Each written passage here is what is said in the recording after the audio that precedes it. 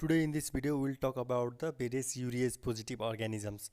So you can see in these pictures is that there are two test tube. In the one test tube there is the growth of the urease positive organism, and another is the urease negative organism. In the urease positive organisms produces the pink color in the test tube, which is the urease positive test, whereas in another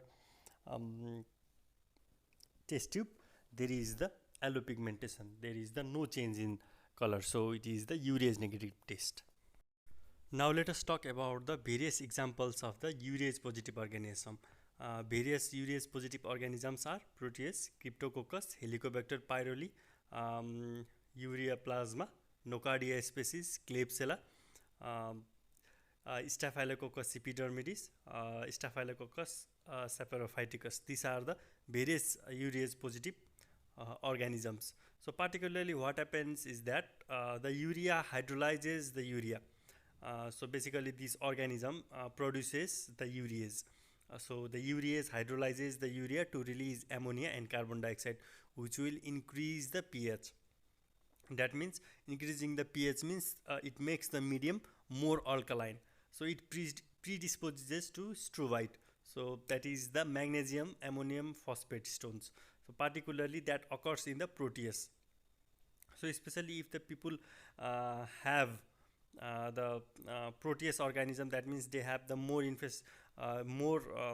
Proteus organism in their gut, you can say, then there is more chance of having the magnesium ammonium phosphate stone in their kidneys, because there is the more splitting of the urea, and the urea hydrolyzes urea to release the ammonia and carbon dioxide, which will eventually make the pH increase.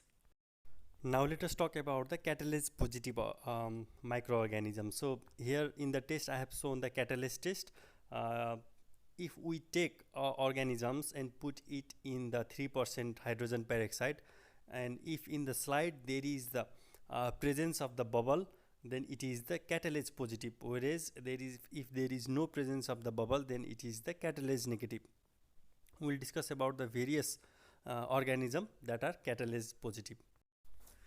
So various examples of the catalase positive organisms are Nocardia species, Staphylococci, Serratia, Candida, Listeria, E. coli, Burkholderia cepacia, Pseudomonas aspergillus, Helicobacter pylori, and Bordetella pertussis. What happens is that catalase degrades the hydrogen peroxide into water and the bubbles of the oxygen.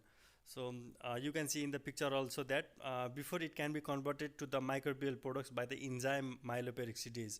So people with the chronic granulomatous diseases have the recurrent infection with certain catalase positive organism because there is NADPH oxidase deficiency.